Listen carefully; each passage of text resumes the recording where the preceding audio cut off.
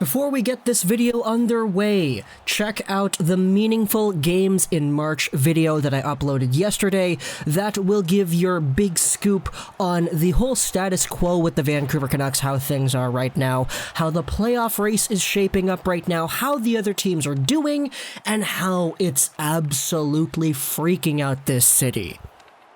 But in this video today, I wanted to talk about Jake Virtanen in a video titled something to the line of The Dominance of Jake Virtanen. Because we've been making Virtanen videos pretty much for a while now, almost 2 years, I want to say. Or excuse me, over 2 years, almost 3 years actually.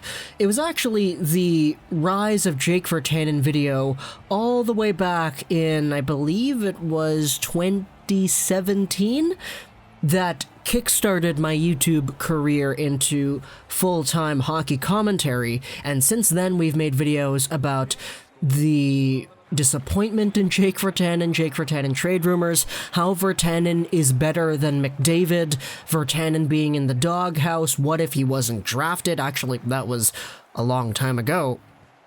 And then a few months ago we made a video called The Rise of Jake Virtanen Part 2, a very great career year in sight.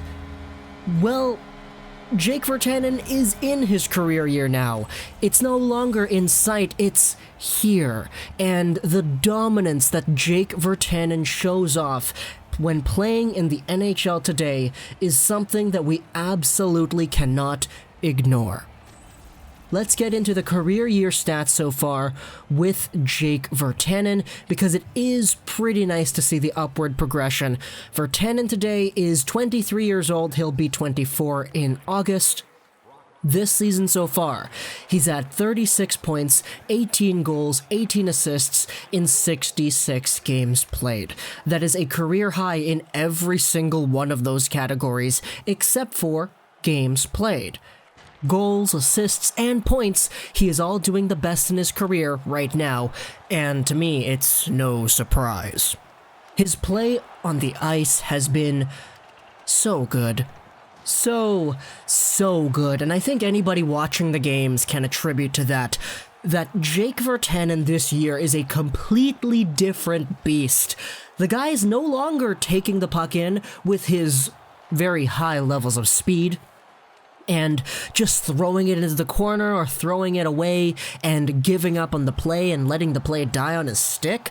No, his hockey IQ has improved so much, and it's crazy because he still has all the things about his game that made him so good beforehand. He has the speed to come into the zone, stop up, look, assess the options, and find a teammate effectively, or just absolutely load one to the goal, wrist one in a beautiful, beautiful scoring chance, or set up a nice rebound for his guy in front. Jake Virtanen has evolved into a legitimately good NHL player now, that he is one of the more versatile, malleable, and up and down the roster players on our team. Which is why we're making this video here called The Dominance of Jake Virtanen. If I knew 3 years ago that in 2.5, 2.75 years, I would be sitting here making a video about the dominance of Jake Virtanen after making a video back in September, I believe, of 2017 called The Rise of Jake Virtanen, then I would have been so happy. Because I would have known that everything that I hoped that Virtanen could become was coming. And in fact, he's only 23, it looks like he's going to get better.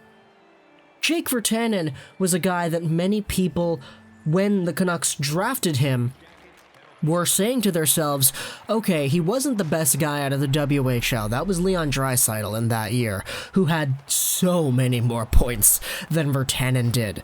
But if Virtanen pans out, we could have a first-line caliber right winger who's got a big frame, really good amounts of speed, and a crazy good shot. He's very raw, but he's very, very skilled, and he has these tools that allow him to become good.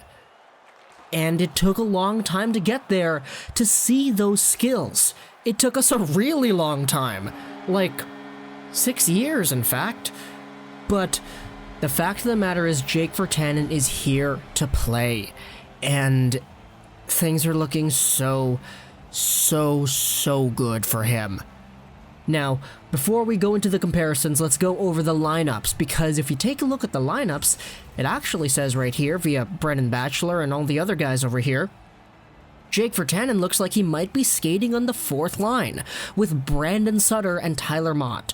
These are the lines right now: Pearson, Horvat, Louis, Miller, Pettersson, Toffoli, Roussel, Gaudette, Zachatak, and Mott, Sutter, Virtanen. So, interesting. That was really interesting to me upon first seeing it. My first initial reaction was, okay, we played Virtanen with Eriksson, or excuse me, not with Eriksson, with Horvat and Pearson the other night, and he looked so good. So why the heck is he getting moved to the bottom six? Heck, the fourth line? Well, let's take a look at this here. Brendan Batchelor has a tweet from Travis Green. This is what Travis Green responded when Brendan Batchelor asked Travis Green about the deployment with Eriksson and Virtanen on the Horvat line. Let's take a time to read this because it's pretty long. Travis Green says, "I understand the excitement around Jake. We had Jake there the other night on the Louis Pearson Horvat line, except in Louis' place. You might see him there tonight, and rightfully so. Jake's had a good year. He's an exciting young player for us. Offensively, he drives a lot of force. I thought the other night he had a good game, but he also brings things on any line he plays on. I think he can bring something to the Sutter line. I think he can bring something to the Gaudette line when he plays there. When he played with Petey, he had moments there as well. He's had a good season. When it comes to deployment, when we play Bo against top-end lines in the league, we're not looking to trade chances against those lines. The McKinnons, for example, of the hockey world. There's a lot that goes into making sure they don't get a lot of scoring chances. It's not always how fast you rush the puck up the ice, it's how well you play in your own zone, your details, your forecheck, your puck battles, your wall work, your positioning. That goes into our thinking when we put our lines together. At the end of the day, the onus does come onto the player. Jake's fine wherever he plays. We talk to Jake and we teach him. As far as Louis goes, Louis a smart player. He's good defensively. He seems to have a fit with Bo. Bo's a driver. Bo's a forechecker and he carries the puck.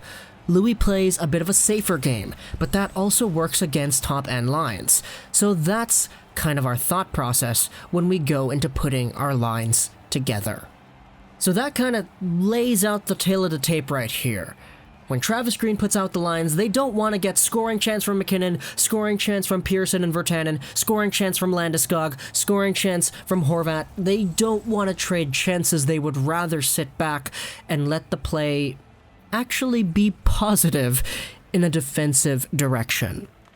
That to me is a fairly rational quote, but at least to me, Travis Green is acknowledging the idea that Virtanen is really gosh darn good wherever he plays, and he drives the offense positively wherever he plays.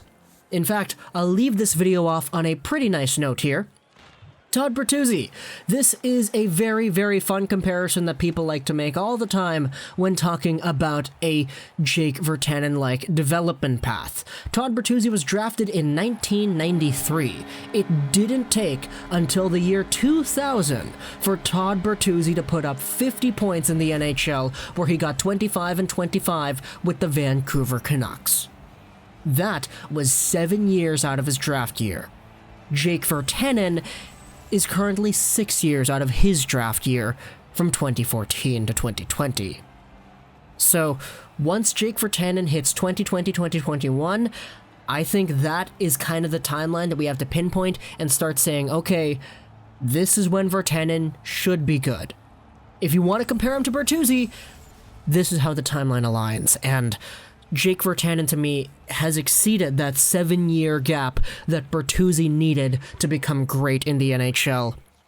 So, for anybody who's written off Virtanen in the past, and I am definitely one of those people included in that conversation, I think we are kind of wrong.